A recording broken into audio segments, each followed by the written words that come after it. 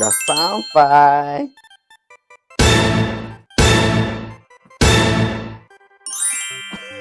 Siapa bagi tu? Thank you so much. Janji bulan 7. DJI KCC cakap bulan 7 tunggulah. Lepas tu extend sampai bulan 8. Lepas tu dia cakap third week of August. Tadi tiba-tiba sampai awal. Thank you yang mana memberi. Terima kasih banyak. Daun keladi. Kalau sudi nak lagi. Gitu tiba. Nak unboxing ke tanya? Kakak, so excited.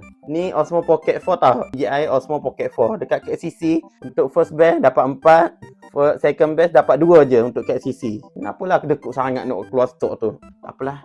Bismillah. Allah Akbar. Wah. Wah. Wah. Yang mana pandai guna tu, ajarlah kita. Kita budak baru nak belajar.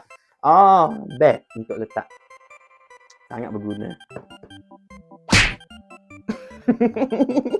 So over. Kita dapat yang creator package kot. Sial.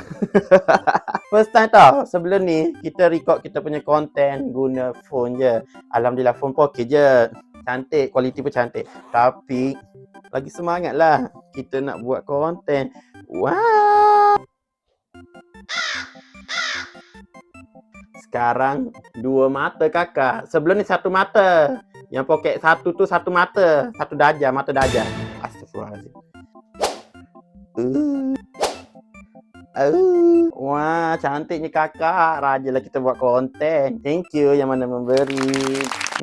Lama dah kita nak benda ni. Lama dah kakak kita nak benda ni. Tapi alhamdulillah hari tu kita macam pergi survey je dulu. Tiba-tiba ada orang tu bagi surprise. Thank you so much. Sebab kita pula asyik tengok AI team kan. Tengok dia buat konten guna DJI tu macam my god lawa doa. Kakak tengok ni. Sangat cantik kakak. Clear tak dah ni? Nampak lapu je.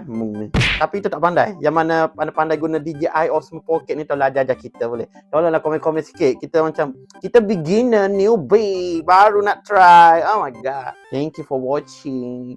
Nanti ajar kita tahu. Nanti tolonglah tekan share ke tap screen. Alah. Bye bye. Thank you.